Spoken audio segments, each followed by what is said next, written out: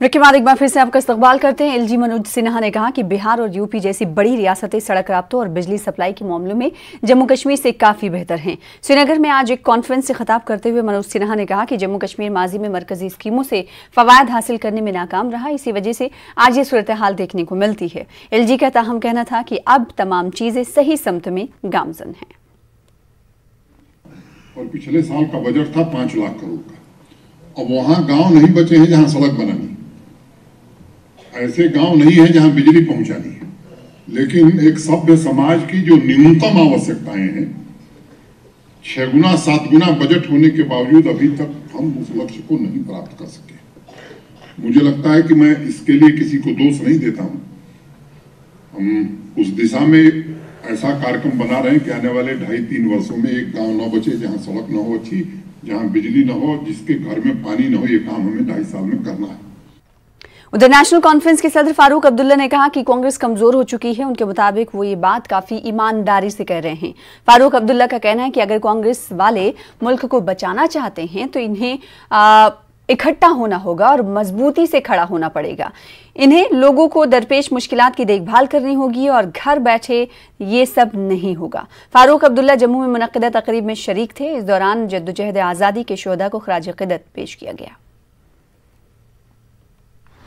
हमारे लोग गरीब हैं और गरीबी में मर जाएंगे, दे देंगे, बेच देंगे सब कुछ। आज हालत ये है कि आपके बच्चे नौकर नहीं लगेंगे, बाहर से नौकर आएंगे। हमारे बच्चे जो पढ़े लिखे हैं, बच्चे पढ़ी लिखी, वो कहां जाएंगे? क्या इनको हिमाचल में नौकरी मिलेगी? क्या इनको पंजाब में नौकरी मिलेगी? क्या इनको हरियाणा में नौकरी मिलेगी? बाकी तो छोड़ दीजिए दूर इलाके की। हम कहां जाएंगे? क्या पहाड़ों पर चढ़ेंगे? कहां जाएंगे हमारे? फिर देखिए, यही नहीं, आधार कार्ड नहीं होगा, आपको राशन नहीं मिलेगा। जो 5 किलो मिलता था वो भी कट गया। कहां जाएगा ये गरीब? देखा आपने क्या अंधे कानून बनाते, गरीब को आधार कार्ड बनाते बनाते भी जिंदगी गुजर जाती है, वो कार्ड नहीं बनता। आज तुम्हारी इज्जत पे हमला है।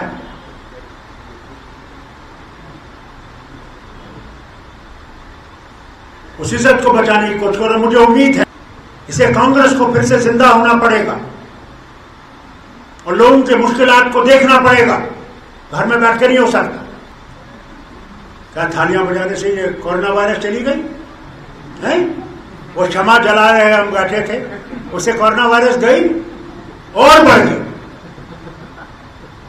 क्योंकि प्रभु ने कहा ये जो ये थालियां बजवा रहे हैं वो खुद थाली नहीं बजाते और दूसरों कहते जो थाली बजाते।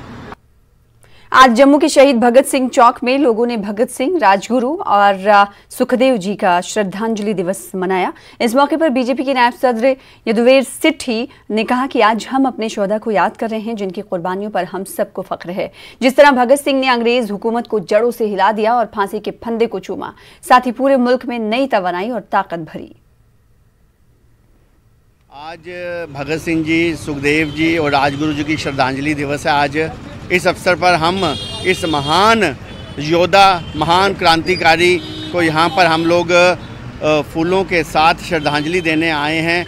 और जिस प्रकार से भगत सिंह जी का कहना था कि गूंगे बहरी सरकार जो अंग्रेज़ों की है, अगर इसको हमने जगाने का काम करना है तो हमें कोई ना कोई बड़ा धमाका करना पड़ेगा। उन्होंने जिस प्रकार असेंबली के अंदर बम मारकर अंग्रेज़ों की जड़ों से हिला दिया और उसके बाद भी उन्होंने जिस प्रकार से फांसी के फंदे को चूमा और पूरे देश के अंदर नई ऊर्जा और नई ताकत।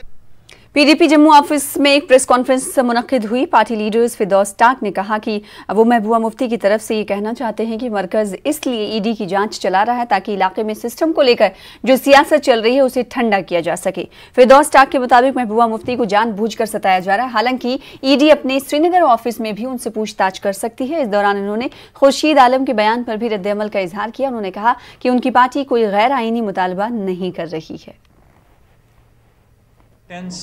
On behalf of Madam Mehbooba Mufti, we know that this is another ploy by this central government using its security agencies, security apparatus to silence the dissent and political resentment in Jammu and Kashmir. Madam Mehbooba Mufti is not adamant to appear, but she has expressed her inability. She has expressed her inability to appear before the enforcement directorate in a short notice. There are other ways. The agency can have a virtual conversation. ED has its office in Srinagar. There are various options ED can utilize. Power employees and engineers coordination committee ने मुतालबा किया है कि उनकी तनख्वाहें grant in aid के जरिए नहीं बल्कि बाकायदा बजट के तवस्सुत से फराहम की जाए।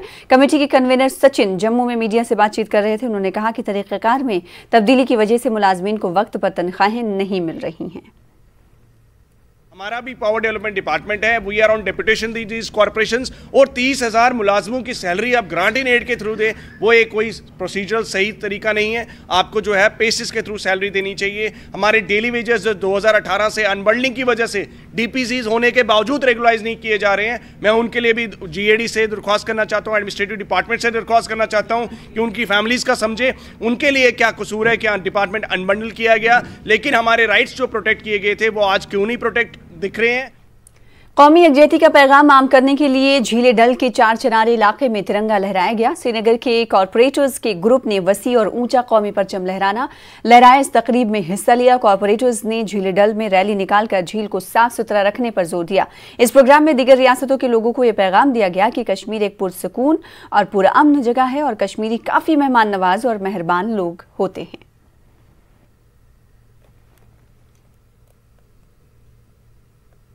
आप देखेंगे, आपने फर्स्ट टाइम आपने नोटिस किया होगा the national flags over all the banks of Dal lake. This is the change what Kashmiri youth want, because if will see from last 30 years Kashmir के लोगों के, कश्मीर के नौजवानों के कंधों से बंदूकें चलाई गई।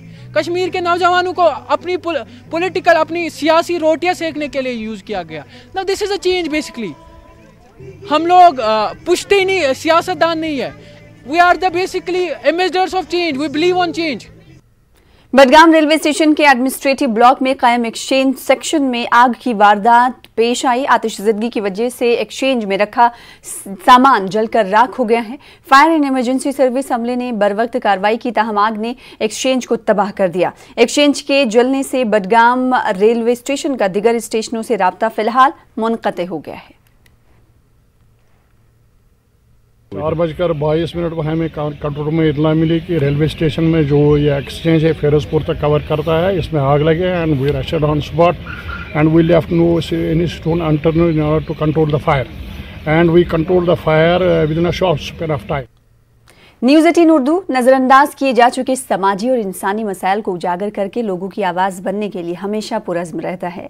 पहले भी न्यूज़ 18 उर्दू की काविशों से कसमपुरसी की जिंदगी गुजारने पर मजबूर कई खानदानों को राहत मिली। मफलूकुल हाल खानदानों की कहानी इंतजामिया तक पहुंचाकर इन्हें मदद पहुंचाई गई। न्यूज़ 18 उर्दू ने एक बार फिर जिला गांदरबल के दूर अफ्तादा इलाके में एक ऐसे गरीब को देखा जो अपनी जिंदगी की बका के लिए काफ़ी जद्दोजहद कर रहा है। देखिए इस हवाले से हमारे नुमाइंदे जावेद भट्ट की खास रिपोर्ट।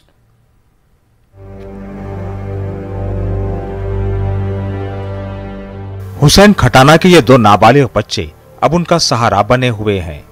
10 साल पहले पीठ में आए फ्रैक्चर के नतीजे में हुसैन खटाना ने रोजगार कमाने की अपनी पूरी सलाहियतें खो दी थी। अपनी किफालत के लिए अब वो नाबालिग बेटा और बेटी पर मुनहसिर हैं। जिला गांदरबल के पहाड़ी सिलसिलों में वाक़े इस आंदरवन गांव में हुसैन खटाना मिट्टी से बनी अपनी इस छोटी सी कुटिया में बेहद महदूद जिंदगी गुजार रहे हैं। शरीक हयात के इंतकाल से लेकर अब तक बदकिस्मती का साया उनका पीछा नहीं छोड़ रहा है। माँ की ममता से महरूम इन कमसिन बच्चों की देखभाल की जिम्मेदारी भी अब हुसैन खटाना के ही सुपुर्द है, जबकि वो खुद अपनी देखभाल करने की पोजीशन में नहीं है। खाना पकाने, खिलाने पिलाने और एक से दूसरी जगह जाने में ये बच्चे अपने वालिद की मदद करते हैं। अब इन मसाइब से घिरे हुसैन खटाना कहते हैं कि मौत ही उनकी तमाम मुश्किलात का वाहिद हल है। जो बच्चे भी अज़ा में लग गया, मैं भी अज़ा में, बच्चों का भी बहुत मुझे दिल में आता है।